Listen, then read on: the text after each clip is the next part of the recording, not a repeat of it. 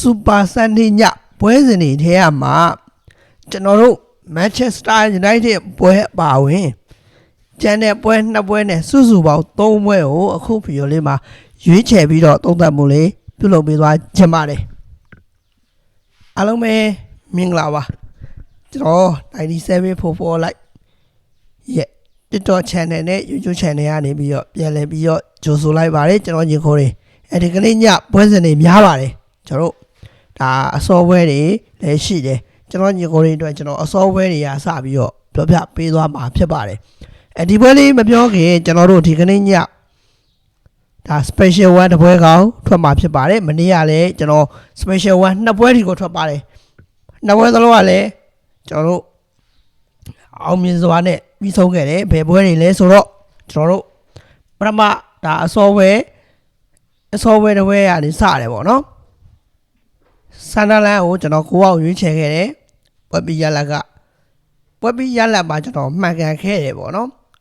ဆန်ဒလန်9အောင်ကိုရွေးချယ်ခဲ့တာကျွန်တော်အဲ့မှာတင်ပေးထားတယ်ကျွန်တော်ရဲ့ channel တိုင်းမှာတွားရောက်ကြည့်ရှုလို့ရတယ် channel link ကိုလည်းဘယ်လို join ရမလဲမသိရင် TikTok ဝေါ်တဲ့ကိုဝင်လိုက်ပါအဲ့မှာစာအမဲလေးနဲ့ရှိပါတယ်အဲ့ရနေဝင်လာလိုက်လို့ရပါတယ်မြည်သူမဆိုလို့ဝင်ရောက်လို့ရတဲ့ channel ဖြစ်လို့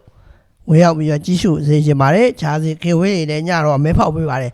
မဲမှန်တဲ့လူတွေလည်းကျွန်တော်တွေ့ပါတယ်ကျွန်တော်ခဏနေကျွန်တော်ညီကိုတွေကိုဒါတွားရောက်ပြီးတော့စကားပြောပြီးတော့ပို့ပေးမှာပဲဖြစ်ပါတယ် channel link ကိုလည်း join ရတာလွယ်ပါတယ်ဒါဆိုတော့ကျွန်တော်တို့ဒါညတော့ special one နှစ်ပွဲထွက်တာနှစ်ပွဲစလုံးအောင်မြင်နဲ့ပြီးဆုံးသွားပထမတစ်ပွဲကကျွန်တော်ဆန်တာလန်ခိုးပေါ့ဒုတိယပွဲကတော့ကျွန်တော်တို့အာကြီးပေါ့နော်နောက်ဆုံးမိနစ်ကြာမှ share ကြီးပဲဒါ16နဲ့တာလေးပေးတဲ့ဒါအောင်ပွဲပေါ့နော်ကျွန်တော်တို့16နဲ့ပဲရှိသေးတယ်ဒါနှစ်ကိုစလုံးကသူ့စီရနေပဲလာတာ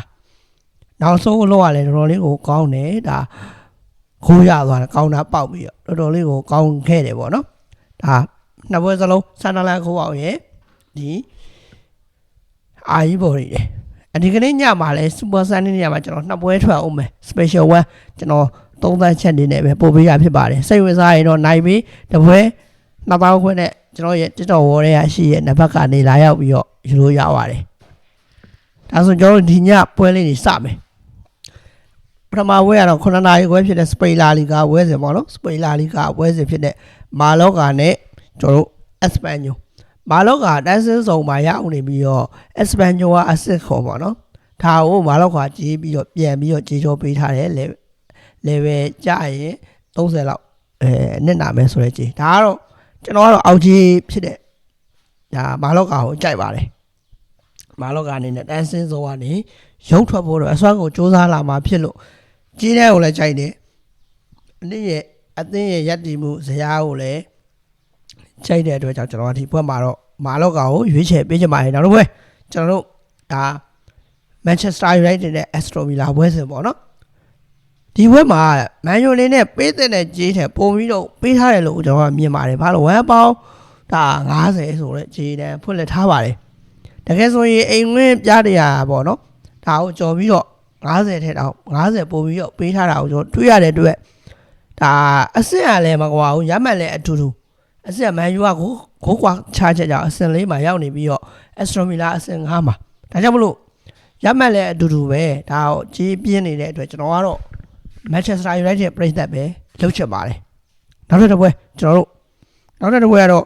ဘာစီလိုနာနဲ့စီဗီလာကမနေ့ဒီနေ့ညတော့ရီးယာအောင်မြင်သွားတယ်ပေါ့နော်ရီးယာဒါပြီးဆုံးရီးယာနိုင်သွားတဲ့အတွက်ကျွန်တော်တို့ဒီညဘာစီအနေနဲ့ကလည်းနိုင်ဖို့တော့လိုအပ်တယ်ဒါပေမဲ့ကြီးအောင်မအောင်တော့ဖြစ်နိုင်ဘူးပေါ့နော်မဖြစ်နိုင်ဘူးတော့မဟုတ်ဘူးတော်တော်လေးတော့ရုန်းကန်ရမယ်ဒါပေမဲ့ကျွန်တော်ဒီဘက်မှာ body မရွေးဘူး9ကိုရွေးမယ်ဖိုးအပေါင်း90ဆိုတဲ့ကြေးတန်းမှာကျွန်တော်ကတော့9တစ်ပေါက်ကိုကြိုက်ပါတယ်စီဗီလာလည်းအဲ့လောက်ကြီးကိုပေးလိုက်မယ်မထင်ဘူးဒီဘာစီနဲ့နောက်တပွဲကချန်ပီယံလိရှိရဲ့အတွက်ကြောင့်ဒီဘက်မှာတော့အသင်းနိုင်မယ်ကန်သွားမယ်ခိုးတွေအဲ့လောက်ကြီးမြင်ရလိမ့်မယ်လို့ကျွန်တော်ကတော့မထင်ပါဘူးဒါကြောင့်မလို့ကျွန်တော်ဒီဘက်မှာဘာစီလိုနာ9တစ်ပေါက်ကိုရွေးချယ်ပေးချင်ပါတယ်အားလုံးကျေးဇူးတင်ပါတယ်ဒါလည်းကျွန်တော်အကြိုက်ကလေးဖြစ်ပါတယ်ခုလက်ပါ